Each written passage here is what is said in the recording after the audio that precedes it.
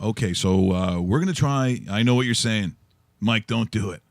The magic of we're going live, man. Skype. Let's do it. It's I just programmed it in. Toronto Maple Leafs, by the way, fall to the Ottawa Senators on back-to-back nights. Preseason doesn't really matter, does it? Hello. Justin Bourne, this is Mike Richards. You could call me Raw Mike Richards, but that'd be weird for our first time talking to each other on the phone. Hello, Mike Richards. How are you? How you doing, buddy? You know, we just started talking, and you must get this all the time, man, but we started talking about Jason Bourne. And I don't know how many times in your life people are talking about it, and you're like, okay, guys, I get it. The last name is the same. How often have you had to put up with that garbage?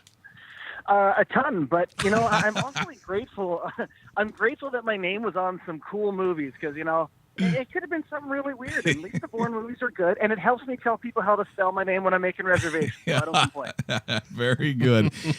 Justin, great to have you on the show because, you know, when it comes to this hockey season, and I got to be honest, there's questions with personnel that I certainly would have. There are adjustments with coaching and certain teams that I think that could be elite. I never thought I'd be talking about the face-off circle and what's happening with face-offs. It was just something I guess I don't know if I just glossed over it. I wasn't paying attention.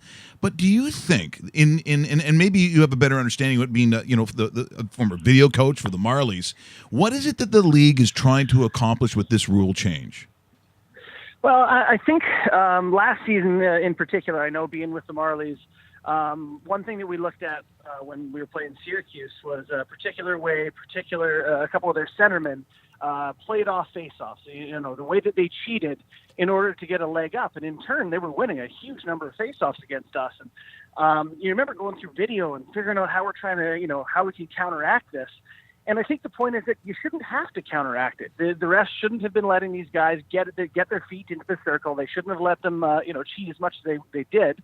So they're kind of in a weird situation where I don't think they wanted to make these preseason games look like they have been, which has been, come on. I mean, it's been painful to watch with all these penalties. But I think this is just sort of them giving the chain a jerk and trying to get things back to a little bit more reasonable level.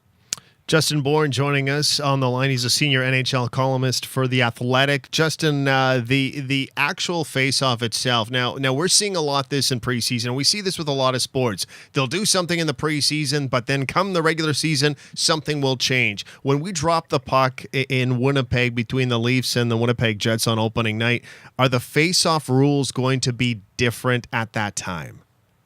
They have to be. You cannot play a hockey game like that. I think to the Connor Brown penalty from last night, I mean, he might have been over the line by a couple inches. It's painful right now, and I don't think they intend to ice painful product. I think, like I said, this is a bit of a chain jerk. This is the, hey, just so you guys know, we're serious about this time, but I don't see any way to continue to call it like they have been. It's tough to watch. Well, and then the other change that's going to be, I think, really difficult. I mean, you've played at a lot of levels of hockey, a lot of higher levels of hockey, and when a guy's in front of you, even let's say you've got both hands on the stick, there's a tap that goes on to let them know they're there, even if you're chasing them down the ice. That tapping now, is that technically a slash, and are you going to the box?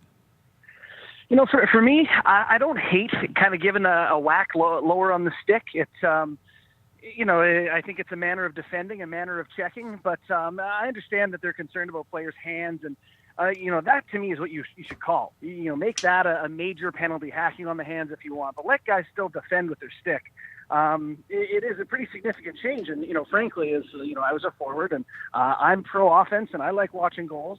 I think this is good for the game overall, even though I think it's it's maybe a little bit of an overreaction. I think it'll allow guys more time with the puck, more room, the ability to make a few more plays. So I get what they're going for here at the very least. Justin, yesterday in the broadcast, Ray Ferraro was asked a question. I'll ask you the same one because it's kind of on the minds of a lot of Maple Leafs fans when it actually comes down to what is going to be on this roster, defensively speaking. Is Martin Marincin an NHL caliber defenseman, and should he be on this roster when they actually break camp? Yes, he is, and no, he shouldn't. I think that Marincin is a guy that has all the tools in terms of he's rangy and he's pretty smart with his stick and he can defend. He probably could play at the NHL level, but he seems to be a guy that struggles with his confidence. And that's something that we don't see all the time as fans. And we tend to think they're all robots. And I just think he doesn't believe in himself right now. Coming into camp, you had Babcock saying, we're excited about Dermott and we're excited about Nielsen and looking forward to these Swedes. And, oh, yeah, Marincin's here too. They gave him no assurances. And I don't think that helped his headspace out very much. And, God, seeing him in that first preseason game, there were some moments that just – you didn't feel very comfortable watching him. I almost felt bad for him. And then after the game, Babcock comes out and says the only two players he liked were Dermott and Rosen. So, good luck, Marty, but I don't think he's going to be sticking around.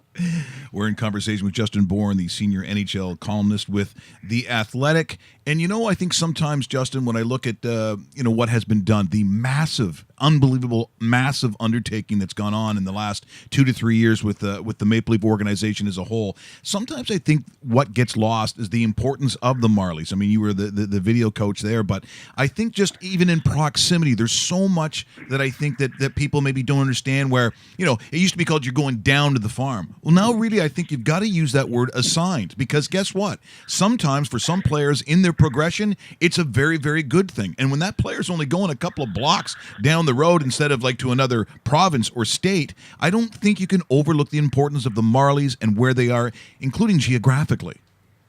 Oh, it's unbelievable. I could not agree more. And it really blows my mind that other teams don't pay more attention to this. You said, go a couple blocks down the road. There are times at the MasterCard Center there in Etobicoke where, they both have a dressing room in the same building. And if you have an injured player, he can go over to the Leafs side and see their sports science staff and really break things down with some of the best technology, equipment, and personnel there is. In terms of training and educating and just the coaching staffs being on the same page, you're in the same building often, and it's just really easy to keep everything running smoothly. And I think that's shown itself in the past 2 years when Marlies have been called up to the Leafs, and you've seen just how seamlessly they've slotted in. There have been guys that, frankly, are not NHL players, whether it's, no offense to Tobias Lindbergh, but I don't think he's an NHL player. And, he played great for the Leafs. And just everyone knowing the systems, where to be, knowing each other personally and having relationships, it's a huge advantage. And so I don't understand it when I see Vancouver has their farm team in Utica, New York. Sure, guys, best of luck to you with that. No, you know what? Really good point, Justin. Let's talk about some of those borderline NHLers or NHLers maybe playing with the Marlies, because when you look at the foundation of this Maple Leafs roster, especially on the offensive side of things, they are loaded. Because the way I look at this, when they keep their 12 forwards that they'll ice in Winnipeg in that first game and maybe have a spare or two, guys like Kasperi Kapanen, Nikita Shoshnikov, Frederick Gauthier, who's battling an injury right now, I don't see these guys cracking the lineup just because of how strong the Maple Leafs are up front. That's a pretty big positive, isn't it? It is, and it's unfortunate the way it works out for these guys, like Cappy being waiver eligible. That means they can send him down without another team claiming him, where Josh Levo and actually Soshnikov is as well, but Levo is not. So it's not really a fair fight going into training camp because, Levo has a leg up in that advantage. But like you said, those guys are there. Mike's not afraid to overseason guys in the minors, as he puts it. And when Kapanen does eventually get his shot, I have no doubt he'll make some Leafs fans mighty happy. So yeah, the organization's in pretty good shape, particularly up front.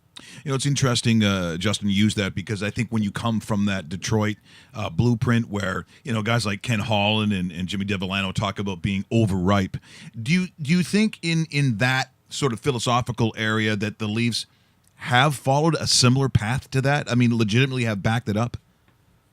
Yeah, I think in the past they haven't had the opportunity to act that way just because they didn't have the NHL talent. And they are where they wanted to get to, where, good players are still in the minors and there are battles at the fringes for NHL jobs among actual NHL players. So, I think they're at a good spot, and they are acting a little bit like Detroit did over the years.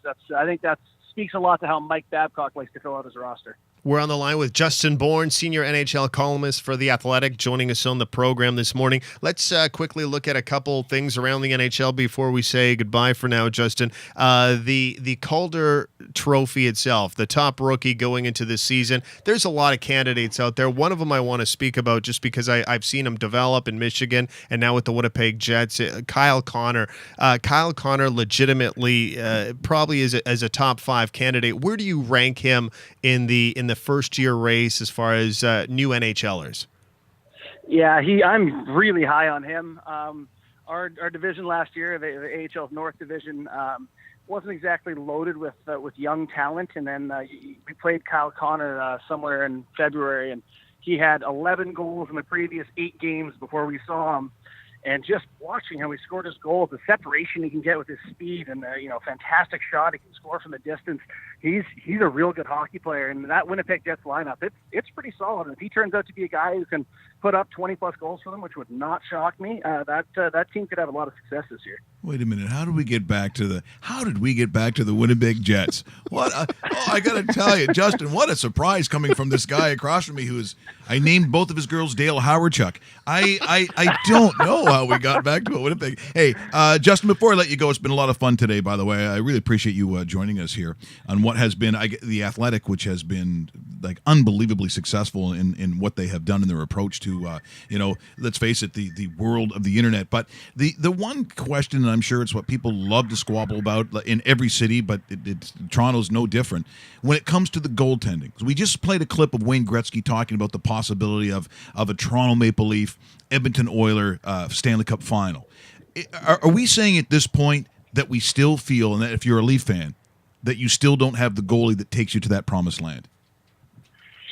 Yeah, I think you feel pretty comfortable with Freddie. He had a bit of a slow start last season, but coming down the stretch, boy, they sure weren't afraid to lean on him. And it's going to be interesting, actually. Their backup situation is what I'm keeping an eye on. With Sparks and McElhinney, they both have two-way deals. McElhinney's is one way this year, and Sparks the one after. But if Sparks is, plays like I think he can, I wouldn't be surprised if he found his way into the Leafs bench eventually this season. So that's going to be an interesting one to watch too. Hey, Justin, thanks so much for joining us here this morning. Really appreciate the time, and hopefully we'll get a chance to talk to you again. That'd be awesome. Yeah, thank you guys. Appreciate you having me. That is Justin Bourne joining us. He is the senior NHL columnist with the Athletic. What? We just become best friends? Yep.